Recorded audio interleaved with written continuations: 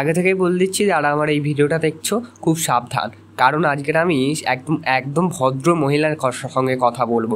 সেই ভদ্র মহিলাটির নাম হচ্ছে মমতা বন্দ্যোপাধ্যায় এবং তার ভাইয়ের বউ, অর্থাৎ তেনাকে নিয়ে একটা বিশেষ ঘটনা ঘটে গেছে। তিনি যে সব জায়গায় দাবি করেন না উনি শুদ্ধ, ওনার মতন ভদ্র আর কেউ নেই। আজকে দেখাবো উনি কতটা ভদ্র, ওনার ভাইয়ের বউ কতটা ভদ্র। যাই হোক, প্রথমে বলে রাখি ওনার ভাইয়ের বউয়ের সাথে একজন মহিলার শিক্ষিত মহিলার একজন বড় ঝামেলা বেঁধে গেছে, সেটা নিয়ে আজকের ভিডিও। চলুন শুরু করা যাক। স্বাগত জানাই আমার চ্যানেলে। রাজনীতি আর আদালত এই দুটো নিয়ে মেন আজকের কথা। আদালতে নাম তোলা হয়েছে, তাদের নিয়ে বেশ ঘটনা বেশ একদম ক্যাচাল করে ছেড়েছে। মুখ্যমন্ত্রীর বউ মুখ্যমন্ত্রীর ভাইয়ের বউ যাতা ব্যাপার, তার নিয়ে তো ঝামেলা হবেই। যাই হোক, যেখানে রাজ্যের মুখ্যমন্ত্রী মমতা বন্দ্যোপাধ্যায়ের পরিবারের এক সদস্য এবং রানী বিড়ালা গার্লস কলেজের প্রিন্সিপাল শ্রাবন্তী ভট্টাচার্যের নাম জড়িয়ে পড়েছে আদালত মামলায়। প্রশ্ন হচ্ছে কেন? মুখ্যমন্ত্রীর পরিবার কেউ যদি কোনো আইনি লড়াইয়ে হারেন, সেটা কি সাধারণ আদালতের স্বাভাবিক প্রতিক্রিয়া, নাকি এর পেছনে রয়েছে আর বড় কোনো শিক্ষা? প্রথমেই জানা যাক পটভূমি। কলকাতার অন্যতম নামী শিক্ষা প্রতিষ্ঠান রানী বিড়ালা গার্লস কলেজ। এই কলেজের প্রিন্সিপাল শ্রাবন্তী ভট্টাচার্য দীর্ঘদিন ধরে প্রশাসনিক কাজকর্ম সামলাচ্ছেন। অন্যদিকে মুখ্যমন্ত্রী মমতা বন্দ্যোপাধ্যায়ের ভাইয়ের স্ত্রী, অর্থাৎ তার ভাতৃবধূ, কিছু সময় ধরে কলেজের নানান বিষয়ে জড়িত ছিলেন। এখান থেকেই শুরু হয় দ্বন্দ্ব।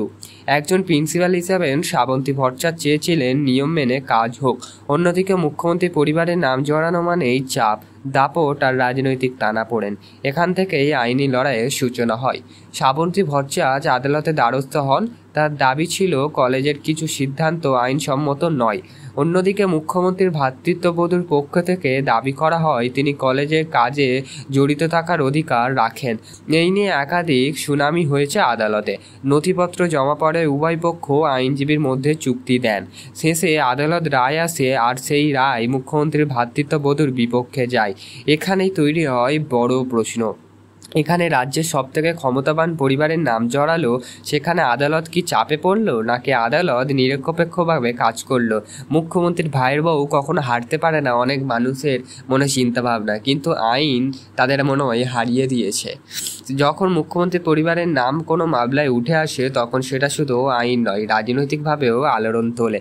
বিরোধীদের সঙ্গে তোপ লাগে। দেখুন, শিক্ষা প্রতিষ্ঠান, রাজনৈতিক হস্তক্ষেপ। অন্যদিকে শাসক শিবির বলছে এই নিছক প্রশাসনিক ঝামেলা, এর সঙ্গে রাজনৈতিক কোনো সম্পর্ক নেই। এমন অবস্থায় সাধারণ মানুষ বিভ্রান্ত হয়। সংবাদপত্র, টেলিভিশন, সোশ্যাল মিডিয়ায় সব জায়গাতে শুরু হয় কল্পনা এবং বিশাল জল্পনা। এখন প্রশ্ন হচ্ছে, মুখ্যমন্ত্রী পরিবারের বিরুদ্ধে দাঁড়ানো কি সত্যি ঝুঁকিপূর্ণ? আমাদের সমাজের একটা ধারণা প্রচলিত, ক্ষমতাবানের বিরুদ্ধে গেলে সমস্যায় পড়তে হয়। এটা কি সত্যি সেই কথা, নাকি এর অন্যথা করবে শ্রাবন্তী ভট্টাচার্য? অতীতে আমরা দেখেছি রাজনীতির সঙ্গে জড়িয়ে পড়া অনেক শিক্ষা প্রতিষ্ঠান বা সরকারি সংস্থা সমস্যায় পড়েছে বারে। তবে এখানে একটা বড় সত্যি মনে হয়েছে যে দরকার জানানো। ভারতীয় সংবিধান বলছে আইনের চোখে সবাই সমান। আদালত যদি নিরপেক্ষ থাকে তাহলে ভয়ের কিছু নেই, কিন্তু মানুষের মনে সংশয় থেকেই যায়। এমন ভাবুন তো, এই শিক্ষা প্রতিষ্ঠানের কাজ কি ছাত্রছাত্রীদের শিক্ষা দিয়া ভবিষ্যৎ গড়ে তোলা? কিন্তু রাজনৈতিকভাবে প্রভাব ঢুকে পড়ে, তাহলে কি হবে? সিদ্ধান্ত নেওয়া হবে কোন দল আছে, কোন পরিবারের। একজন প্রিন্সিপাল স্বাধীন কোথায় থাকবে? রানী বিড়লা গার্লস কলেজের এই ঘটনা শুধু একটি মামলা নয়, এটা একটা বড় প্রশ্ন তুলেছে। আমরা কি চাই আমাদের শিক্ষা প্রতিষ্ঠান রাজনীতির চাপে কাজ করুক, নাকি তারা স্বাধীনভাবে নিজেদের সিদ্ধান্ত নিক? আজকের এই আলোচনা সারমর্ম একটাই, আদালতের রায়ের মুখ্যমন্ত্রী পরিবারের পক্ষে হেরে গেছে। এটা হয়তো হচ্ছে আদালত এখনও নিরপেক্ষভাবে কাজ করছে, কিন্তু তবুও প্রশ্ন থেকে যায়, যারা ক্ষমতার বিরুদ্ধে দাঁড়ান তারা কি সবসময় নিরাপদে থাকেন?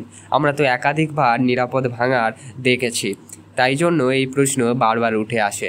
গণতন্ত্রের আদালত, সংবাদ মাধ্যম, শিক্ষা প্রতিষ্ঠান সবই মিলে ভারসাম্য রক্ষা করে।